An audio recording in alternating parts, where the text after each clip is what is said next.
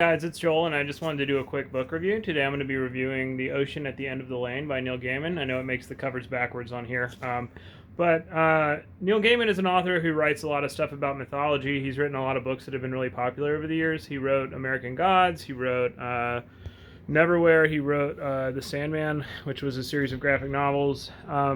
He's kind of a not quite fantasy, not quite science fiction, but kind of religious anthropological fiction where he is kind of researching mythology and cultural anthropology and then doing something with that fictionally, which is really interesting to me. I love comparative religion. I'm more of a Jungian type clinician.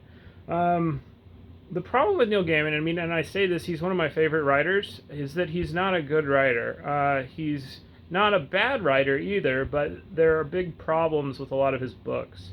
He's a fantastic thinker, and the ideas in the books are really interesting, but sometimes the execution doesn't quite follow through. There's parts of the books that are really good, and there's concepts in the books that are really good, but there's not a lot of them that I would hand to somebody without a whole lot of, yeah, but, this.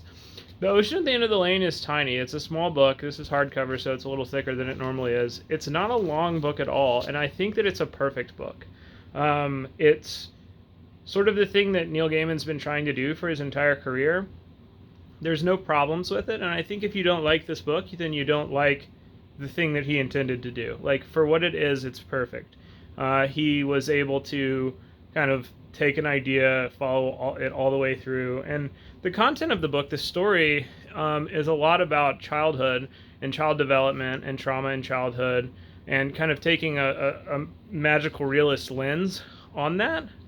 But as like a metaphor for the way that we develop and make meaning out of the world. But there's this kind of idea of children being born and thinking that they're the center of the world, and then coming into this family structure and realizing how small they are and how scared they are, and somehow in that finding your own independence and your own ability to make meaning and your own ability to grow and learn how to heal from trauma and heal from damage and come to terms with your family. And that process is kind of mythical. It's you telling yourself this story about who you are and what's happening, and that's what this book is about. It's very interesting. It's a short book. You could read it very quickly. I've also listened to the Audible audiobook of it, and it's told very well. I think Gaiman is the one who reads it. It sounded like his voice, and it's something that only takes a couple hours, so I would highly recommend it, especially if you tend to like mythology and magical realism and cultural anthropology and things like that. So